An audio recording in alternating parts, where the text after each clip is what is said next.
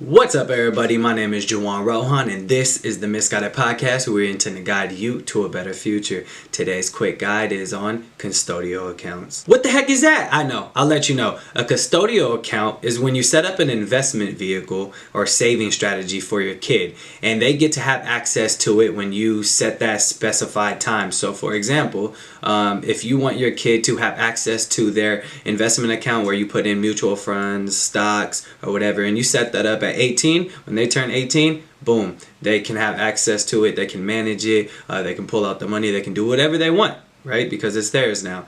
You could set it to different ages, but it's also based on your state's laws and stuff, so definitely look up that.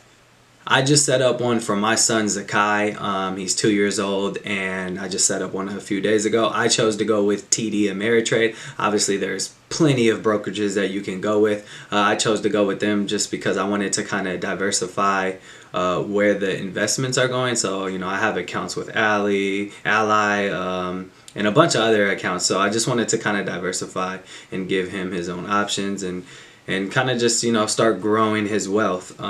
And what age I picked is 21. So I picked 21 because I feel like when you're 18, 19, you're not in the right headspace to make your own decisions.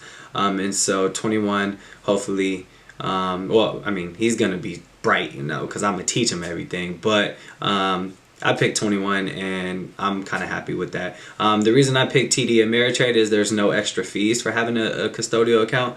You still have your standard fees, right, that they charge, but there's no extra fees on top of that. And TD Ameritrade is like one of the best brokerages out there, so yeah. It costs $0 for me to open the account. I did not have to put anything in there right when I opened it. It took about less than 10 minutes maybe just to enter my son's information. So his social security, birthday, all his information. And then I had to enter my information when I wanted to give him access to the account. And that was kind of the step-by-step process. Literally took 10 minutes. They ask you if you want to deposit any money into it. I said no at the time. They ask you if you want to open a debit card or any other stuff with them, like checkbooks if you wanted to order them. I declined all those at first. Could be a possibility in the future, but right now I'm very focused on just buying up some stocks, building his wealth, and buying stocks that I know are going to be here in 20 years, and not taking really a lot of chances. So I'm talking your Apples, your Microsoft. I'm just going to, buy a couple stocks of those per month. And when he's, 21, hopefully his wealth will be great. But yeah, there's also a zero stock and ETF trade fund. So every time you trade stocks or ETFs, there's no commission fees or anything, which I think that's pretty important because that's pretty much what I got the account for, is to do that for stocks and ETFs. Another cool feature that I was reading up on is kind of the way they tax you. So the first $1,000 you put into the account is taxed at a child rate. So it would be taxed at Zakai's age. The second 1,000 up to 2,000 would be taxed at the parents' rate, and then so forth. And then until they get to 21, right, when he can take over, then he'll be taxed at that rate, but that's considered an adult. So yeah, I found that kind of interesting as well. For me, the benefits of opening the account at such a young age for Zakai is to build wealth. We always talk about generational wealth on the podcast, and I really, really want to set the milestones for him. So whether it's him saving for a first car, whether it's him going to college, whether it's him wanting to invest in a business, right? Use that money to invest in something or more assets. I'm totally in support of it, but I want him to be structurally sound and have that option, as I didn't have that option, So, and a lot of us didn't.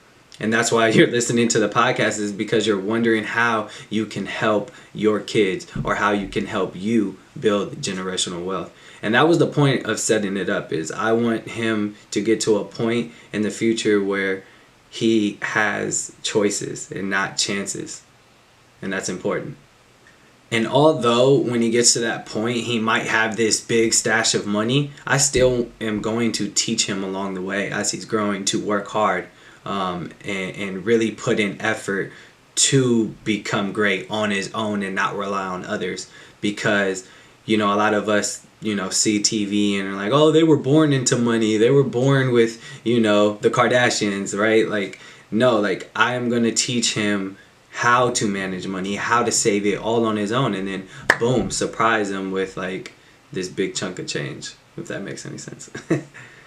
So, if you're looking to open a custodial account for your kid, which I highly recommend, I'm going to do it for our second kid, probably the first month she's born. I would do your research, okay?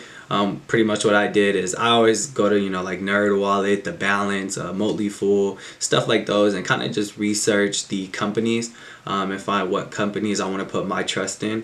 And that's what I pretty much do. So like best custodial accounts for 2021, read an article, they'll weigh them. I can even do that here on the podcast. Maybe I'll do that.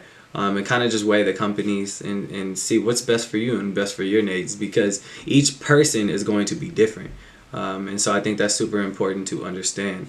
But yeah, definitely hop on this, and I hope you guys find value in today's episode. And you heard it here. This is the Misguided Podcast, where we intend to guide you to a better future. My name is Juwan, and again, this is the quick guide on custodial accounts.